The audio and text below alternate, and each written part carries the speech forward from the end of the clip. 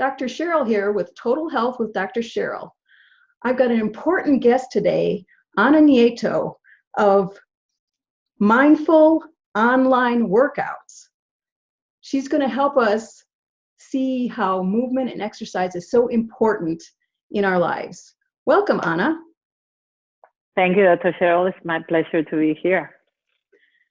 Now, everybody has kind of a love-hate experience with exercise. You know, we feel good when we do it. Sometimes we want to do it. Sometimes we don't. What's up with exercise? What's up with exercise? That's a good question, right? Well, this is one question that a lot of my clients ask me, and it's like, what should I do? What is the best kind of exercise? And I always tell them, whatever you can commit to. I believe that the techniques that I practice, obviously, is the one that is going to yield the best results. But if you don't like it, it's going to be very hard for you to get any results, right? Because you're not going to do it. So if you enjoy doing other things, commit to what you like and stay with it. And as long as it's safe and effective, you don't injure yourself, stay with that. And what about people who say, I don't have time to exercise? How am I going to fit that in? Yes, so that's a great question. And this is actually perfect for what I do, because the kind of workouts that I practice and I've been doing for almost 20 years, you only need to exercise less than an hour a week in order to be in shape. So they are very intense, but they're very safe. And in that small amount of time, you can actually get amazing results. That's fantastic. I've actually done this, and I know the results you get from only exercising about a half hour a day per week. It's fantastic. So you look fit. What's your story about exercise? Yeah, so I ran into this technique by chance. I was just meeting one of the trainers when I was living in New York City teaching the technique. And as I started as a client, I just trained as a client for 3 months. And after half an hour a week of this intense workout that I almost wanted to give up, I promise you, I saw my body changing so much. After 3 months, I dropped one size. So I went to buy clothes and I was one size less than I was previously. And that was pretty amazing actually for a 20-something-year-old. And then my parents were visiting from Spain, where I'm originally from. And my mother noticed that my posture had improved dramatically. So she was wondering what I was doing. And it was just really the exercise. And then the best thing that happened is that my dad usually used to beat me at tennis as a kid. And that was the first time in my life that I actually beat him. So I was losing fat, I was improving my posture, and then I was increasing my athletic performance and improving them to the point where I would beat my dad for the first time, which actually felt really good. So yeah, my body really changed, and I decided this is what I want to do. And I had a nursing background, so that was very helpful. Oh, great. Everything else that I did later. Yeah, thank you. So I like that you can do this kind of strength training exercise and it enhances other sports that you like to do, even if it's just a recreational tennis or, you know, playing pickleball with the friends. This helps your other exercises, huh? Absolutely. This is what I've learned throughout the years. And I have a dance background myself, so I can relate to that. And when you're doing a particular sport, you need to learn the technique, right? And you need to practice the technique. But if your body is not strong enough to withstand those exercises that you're going to be doing through that sport, is not going to be able to do it correctly and be able to actually go through it, right? So I'm training right now a dancer that is having some issues actually through her ballet performance. And I know for a fact that being stronger and being more in her core and having a stronger legs, more than the performance of what she's teaching in ballet and learning in ballet, is going to help her withstand those exercises. And it happens with tennis players, with golf players, even with musicians. You'd be surprised. Some musicians actually improve the way that they play because they are actually stronger. Yes, and I'm all over that. I'm all over about the core and proper posture, because if we don't have that, we have pain in everyday life. That's right. It's the best way to get out of pain is to have proper posture and strong core muscles. So yes, and if you want, go ahead. Is there some kind of research behind this? Yeah, so there is actually. There's a couple of things that I've been learning throughout the years. One is, and you might be familiar with her, Amy Cuddy. She has a TED Talk that talks about how posture improves Yes. how we feel about ourselves. Superman, right? The Wonder Woman, yeah, the Wonder Woman technique, and also the shoulder stuff. And recently, I've been introduced to a book by a social psychologist. His name is Jordan Peterson. And the name of the book is The 12 Rules for Life. And guess what is rule number 1? What? Good posture. Good posture. So that's his rule number 1. He thinks that if we don't have good posture, it decreases the way we feel about ourselves and about how others perceive us. So it's so important to stay there and to have good, strong core health. And if you want, I can demonstrate a little bit how to keep that core engagement when you're exercising. Would you like me to do that? Yes, please show us. Yes, it's so important. And I find that this is something that when we get in the habit of it, it comes naturally and with ease. We don't have to force ourselves into it. In fact, it's a natural way of standing, right? In gravity. Absolutely. And your body, the more you do it, like at the beginning, you might have to force that posture, right, a little bit in order to accomplish it if you want to be there. But then the exercise builds the strength of the upper back muscles. And naturally, you are just going to be in that good posture position without really having to force anymore. One thing that I would like to just share your audience, and I teach all my clients when they start working with me, is what I call the neutral spine position. And this is usually a distance of a fist between your chin and your chest for most people. So this is where your rear and front muscles are going to be relaxed. So when you're exercising, you want your neck to be here. And then the second part is where your tailbone is. So I always encourage people to just stack their tailbone a little bit and then extend their spine. And just do this movement a couple of times, 3 times, and then find the center of those two most contracted and most extending positions. And I don't mean the center measure-wise, but just the center where they feel their core engaged and they'll feel the back protected. So one of the issues that most people during exercise feel is that they're feeling their back, right?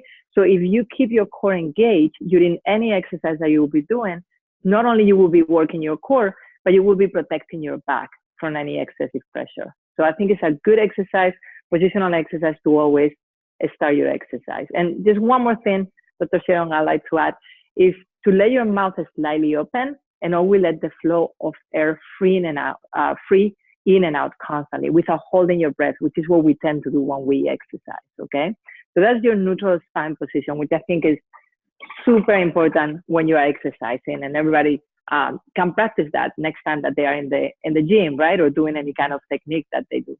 And yeah, I'm sure it's important before you exercise, but I think it's important anytime you get up to just check and see how your posture is before you walk off or before you do your next activity. Yeah, it's be in gravity in a comfortable way.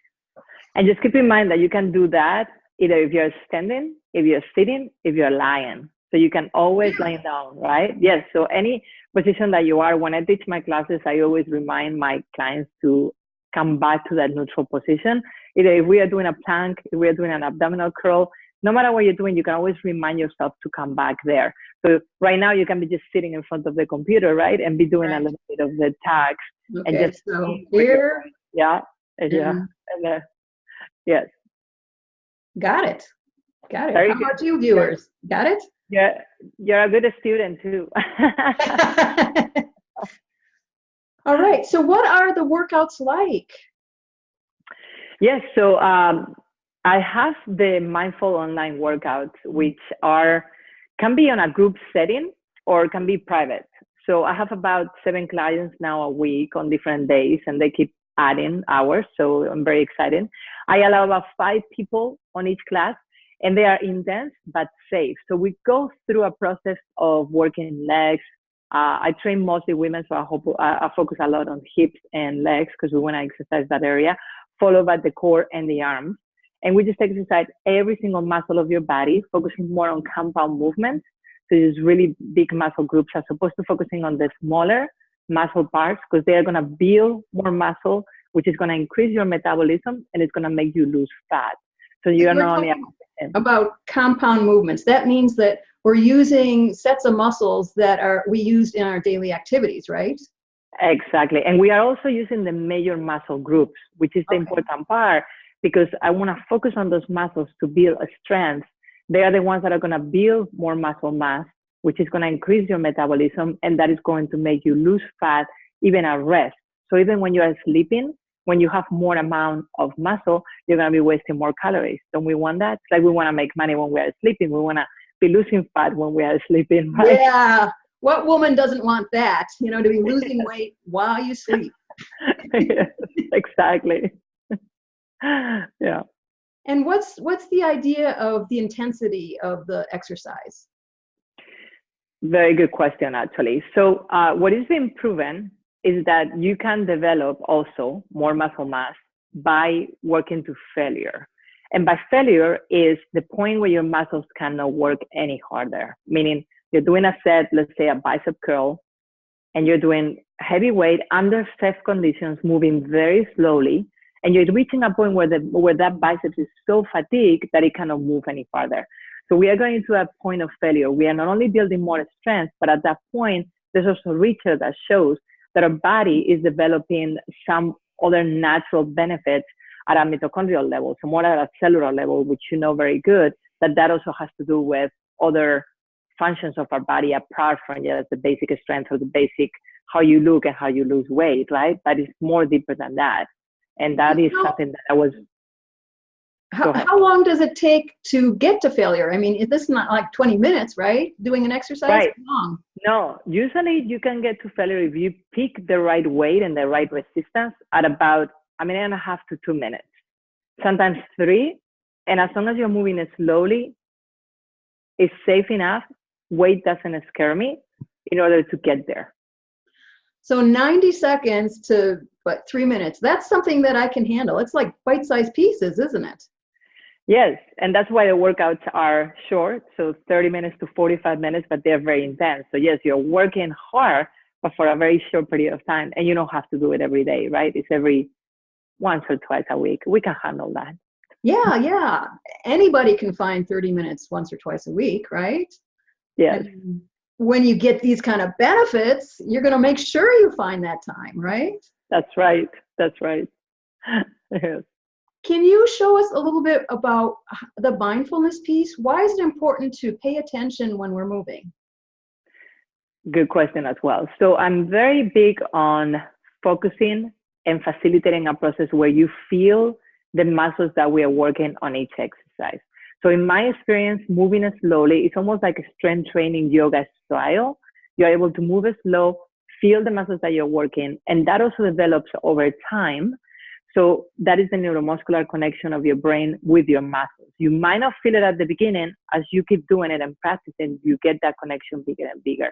I'm a firm believer that if you're feeling what you're doing, you're going to develop that muscle more. And again, before, like we talked about before, the more you develop your muscle, the higher your metabolism, the more fat you're going to lose. So there's another good reason. And the other reason is because I think that it's important to get into our bodies, because we are so always, bombarded with music and TVs when we're at the gym, and we don't really know what we are doing. We're just moving because we've been told this is good for us. But really, you can only achieve good results when you are inside your body, you're in exercise, and you are connecting with it. And I believe I've seen research that shows that when you're paying attention to your movement, it has a whole different effect on your body than when you're moving mindlessly. Yes, and there is research as well that shows that, absolutely. Mindfully, we know, right, how much meditation improves everything in our systems. And I've seen that when my clients develop a certain level of experience, it becomes like a meditation in movement, and it can be applied in that way. So it not only helps with you physically, but it's also helping you manage stress. Yeah. It feel good hormones that are going to last long than just the actual workout time. Because I know something that drives me crazy is when I see people walking with earbuds in, listening to music, or looking on their phone, even walking the dog. It's like they're going through the motions, but they are not even present to what they're doing. That drives me crazy. I'm glad you represent something else. This is, even 30 minutes a week of paying attention to how we move can have a big impact, can't it? Huge, huge. No, I totally agree with that. I couldn't do it in any other way. I just feel like I work out, when I was younger and I was doing aerobics and steps and all those classes. And yes, I enjoy them. They're fun. And that's great. If you enjoy dancing, it's still beautiful. But again, I come back to this as the basic to anything else that you're going to do, that is going to build this strength in your system, and it's going to strengthen your muscles and your joints in a way that you can do anything else and you can actually withstand it. You're not going to get injured because your muscles and your joints are strong that can go through it without. That's important, not to get injured by your exercise. Exactly. Yeah. And it happens often. I'm sure you see that. Yes, yes. Is there some way that you can help our viewers understand this principle of being mindful during movement? Sure. I can do a little practice if you want on how to do it, because I think sometimes showing is better than, a million words that I can tell you. Yeah. So go back again to the space that I was before. And if you want to do it with me, Dr. Cheryl, and you want to try yourself, please be my guest. So you can do very simple squats, and you don't need much if you're at home or at your office. All you need is a chair. And just remember what we just talked about of that neutral spine position. So distance of a fist between your chin and your chest, and then tucking your tailbone, making sure that you're engaging your core. Always look at your feet, make sure they are distance width apart. And what I'm going to ask you to do is just do 5 squats at your own pace like you will normally do it. So just be careful of just one thing. You want to sit back on the chair, trying not to completely relax. And then as soon as you touch the chair, you can come up again. Good. And you can do whatever you like with your arms. You can go on a little bit of a prayer position, or you can bring your arms forward. It's up to you. So just do 5 squats, always keeping your heels on the floor. And this comes to the question that you were asking before on how to connect with your body. So for example, on a squat, if you press the heels on the floor more than the ball of the feet, you're actually going to connect more with the glutes, which is the muscles that are working here. Those are the ones that we want to focus. Was that 5 for you? Yeah. Perfect. Yeah. 5 squats. So now what you want to do, same position, but you're going to take 10 seconds sitting back without resting, 10 seconds coming back without resting. And that is a very important point that we didn't talk about much before, but you don't want to rest between repetitions, right? You want to do the movement continue without relaxing until that point where you cannot do anymore. So let's try that. Are you ready? Yes. 10 seconds. And 10, 9, 8, 7, 6, 5, 4, 3, 2, 1. And without relaxing, coming up. 1. Pressing the heels on the floor. 3, 4, 5, 6, 7, 8, 9. Let's do it again. So one more time. 1, 2, 3. Make sure you are breathing. So remember that last part that I talked about, really keeping your mouth slightly open, letting the flow of air. And then once you touch the chair, come up again, reaching your chest higher, keeping your shoulders open. And then you're just going to relax at the end of this one, and you can shake your legs a little bit if you want. Good. So that's a little experience on how moving really slowly, mindfully, can connect you a lot more with your legs and the muscles that you were working that are going faster. Was that your experience for you? Yeah, it was amazing how much I was paying attention to the feeling in my body and what muscles were moving and how I could do it slowly and evenly. Yes. By slowing it down that much. That's fantastic. Right. And yes. Yeah, I feel like I had to be strong to do that. Mm-hmm, yeah. Mm-hmm, mm-hmm, exactly. We are reaching deeper in our muscles when we go to this speed. You're actually using muscle fibers that you don't use when you go faster, because you go a lot more to the superficial part of your muscles when you move at speed. So thank you very much for practicing with me. Yeah. This is good stuff. Excellent. Now, what if our viewers want to start doing this? I mean, should they pick up a book, or I mean, you're there, so. What, Yes, definitely books. And I encourage anybody that is interested to look for high intensity training. Super slow, particularly, is the technique that I studied almost 20 years now ago. But if they want to reach me and they have any more questions, or they want to try one of my mindful online workouts, they can actually go to mindfulonlineworkout.com, mindfulonlineworkouts, plural.com. And they can also click on the book now button and just schedule a complimentary session with me and trial workout and try it out for themselves, see if they like it. I think at least they can get a few tips on what is best for them. great. I know there's drawbacks to getting a book and trying to follow a book. What do you offer as a personal trainer? What's different? Yes. So what is different about a book is that for most of us, it's very hard to get the book, get the video, sit in front of it and actually do it. So the accountability of having somebody that you have an appointment with, that you're going to show up with, and also the fact that I'm going to be very careful on spotting you and making sure that your technique is good. And I'm also going to change slightly your position to make it a little bit more challenging, makes a big difference. I think that's the reason why, you know, most of my clients work with me, and it works for them really well. When they have that appointment, they just show up. For the classes, people get to know each other. They are intense, safe, but also fun. So we get to enjoy being together. And I think that's why people stay very committed to them weekly workouts. Yeah, that's so important. You can have a technique, but if you don't use it, if you don't do it, it's not going to do you any good, right? And it's always got to be fun. Yes. You're fun. I know you. You're fun. And I can imagine a group class is fun too.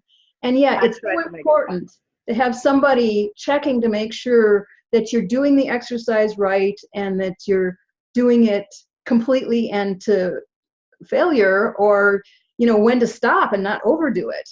It's so important to have a trained eye watching to know when that is. So yes, great. yes. Again, Thanks. Look for online, go to Mindful Online Workouts, that's plural.com, for Anna Nieto, and she's offering a complimentary 30-minute session so that you can see what training with her is like and what it feels like in your body. All you have to do is click the book now button and put a time on her calendar. Yes, and I will be there. She's guaranteed to show up. Yeah, accountability is so important in this world. And yeah, we're getting where we are because of what we do with accountability, right? I know that's true in my life. And I'll tell you something, it's a part of my business, right? And I've been in this business for long enough that I know it's the struggle in and out, you know, for clients that I've worked with. And I've learned that just having the person that is going to lovingly nag them to schedule their appointment for the next week works. And a lot of people thank you for that, you know, for just being there for them. And I think we all need help in some areas. We are not perfect at everything, right? And I think we need to find the support of the people that are going to hold us accountable and are going to help us with our goals. So that's what I love doing. Yeah, it's so important to have somebody that's on our side. And like you say, lovingly nag for the next appointment. That's great to have somebody on your side. So I recommend having Anna Nieto on your side if you want online mindful workouts to get strengthened, maybe lose a dress size or so, and not hurt yourself when you're doing other activities, right? Very important. Very important. So important. Is one of the main things that I've been doing lately. So they're rehabilitating people from shoulder, so common knee issues, hip issues, or just being able to, if you fall, you know, recover much faster. I hear that all the time. You know, I fell the other day, but now I'm able to come up and stand up a lot faster than I did before because I'm stronger now. Exactly. So those are things that happen pretty fast after a little bit of working out intensely. Yeah. And you said that the research has shown that this kind of workout helps strengthen your bones, right? Yes. So this was what initially brought my attention to this type of technique, because I had a nursing background. So I studied and I saw that the way this technique started was doing research in women with osteoporosis, 50s and up. And what they noticed is that not only they strengthened their bones and they went from osteoporosis to osteopenia, in some cases it disappeared. And the reason why they move slowly was only because the bones are so sensitive, right? In women with osteoporosis, they were scared of injuries. And that's the reason why this technique started, which I think is so interesting, but so amazing and beautiful. And yes, I've worked with women that were diagnosed with osteopenia and osteoporosis, and after a year or two, without making any major changes in their life, just the exercise, they have gotten amazing results and much better results on their tests. Well, I think it's fantastic that by working out in this way for 30 minutes a week, you actually have an anti-aging effect on your body. It does, yeah. Because aging has to do with losing muscle mass, losing bone mass.